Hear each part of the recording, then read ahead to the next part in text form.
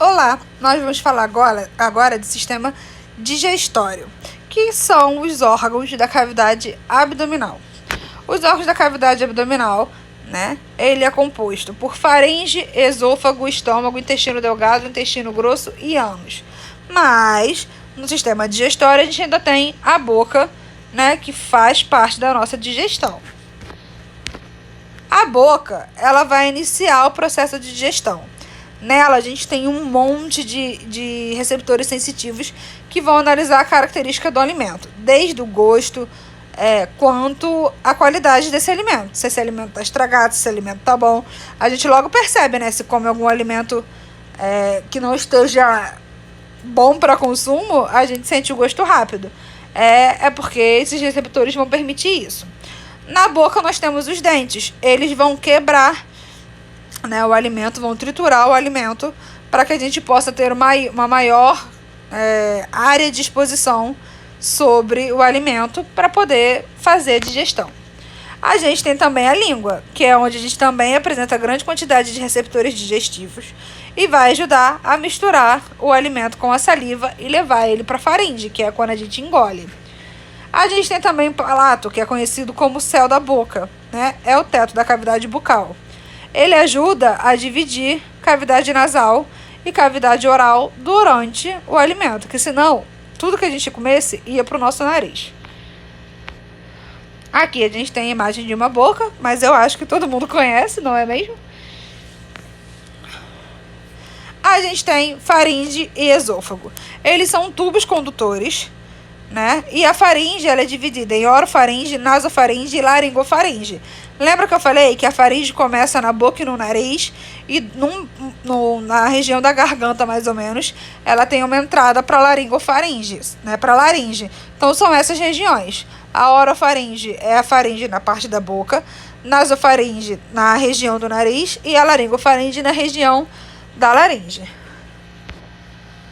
Aqui, ó, a gente consegue ver melhor, tá? A faringe vem aqui e aqui nessa região ela tem uma entrada, tá vendo? Essa entradinha aqui é a laringe. O estômago, qual é a função do estômago? O estômago ele vai receber os alimentos e vai misturar o suco gástrico, que é o suco de ácido clorídrico. E já é no estômago que a gente começa a fazer a digestão. Aqui a gente tem o estômago, tá? Aqui a gente tem esôfago. Aqui a gente chama de fundo do estômago, o corpo e a região pilórica. Aqui, entre o esôfago e o estômago e aqui na região pilórica, a gente tem outra válvula. Lembra que a gente viu que o coração tinha válvulas que dividiam e limitavam a entrada do sangue? Essas válvulas também vão fazer a mesma coisa. Essa válvula aqui é chamada de válvula cárdia e essa aqui é de válvula pilórica, que vai dividir o estômago do duodeno aqui, ó, essa regiãozinha do intestino, tá? O intestino delgado, ele é dividido em duodeno, jejunum e ilho. Ele pode medir até 4 metros. Ele vai receber o bolo alimentar, misturar as secreções e é onde vai acontecer a maior parte de absorção dos nossos nutrientes, tá? Aqui, ó, o duodeno, essa regiãozinha aqui. Nessa região é onde ocorre a mistura de bile, que vem do fígado, e do suco pancreático, que vem do pâncreas. Essa região do jejum é a maior região, é a região mais comprida, e é nela que vai acontecer a maior parte da nossa absorção na alimentação. E o ilho, ela é aqui no finalzinho, tá? Que vai ligar com o intestino grosso. O intestino grosso, ele é dividido em cólons.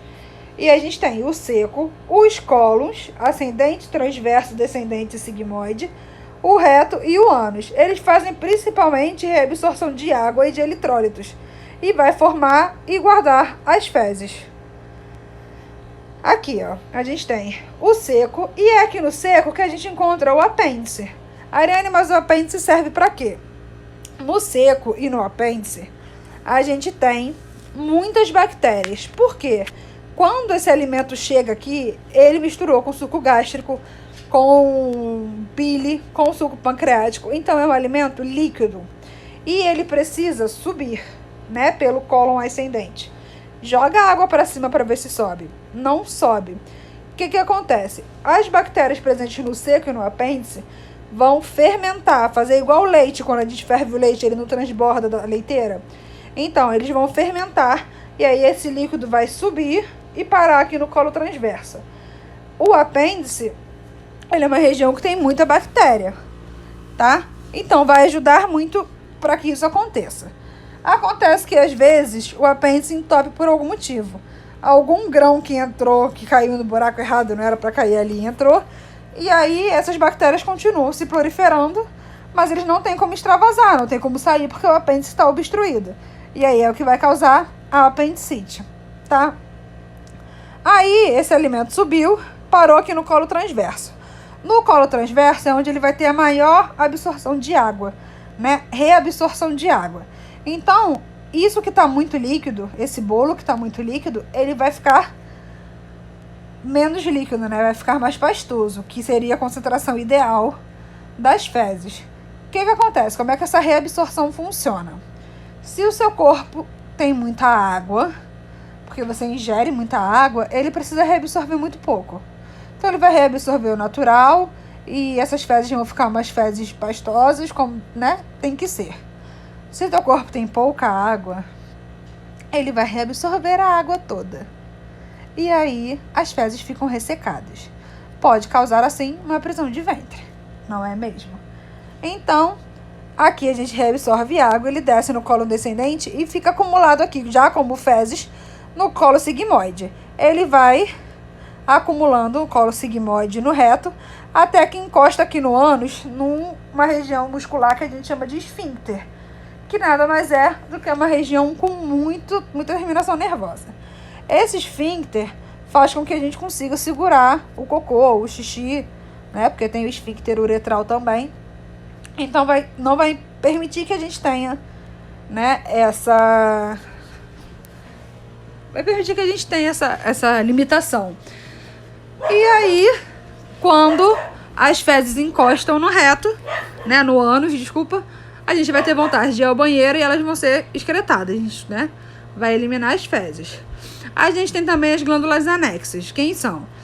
As glândulas salivares, que vão produzir saliva, o pâncreas, que vai produzir o suco pancreático, e o fígado, que vai produzir a bile. As glândulas salivares, elas secretam saliva, umedecem os alimentos e vão facilitar a nossa mastigação. Também ajuda a limpar a língua depois da alimentação. As maiores glândulas salivares são as parótidas, as submandibulares e as sublinguais. O pâncreas, ele produz suco pancreático, mas ele também é uma glândula endócrina. O que seria uma glândula endócrina? É uma glândula que libera hormônio na nossa corrente sanguínea.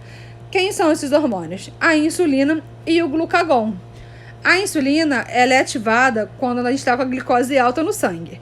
Então, quando a gente se alimenta de qualquer coisa que tenha glicose, a nossa glicose vai subir e o nosso pâncreas vai entender que ele precisa liberar a insulina. A insulina vai pegar a molécula de glicose e jogar dentro da nossa célula. Vai tirar do sangue e jogar na célula, para a célula poder produzir energia.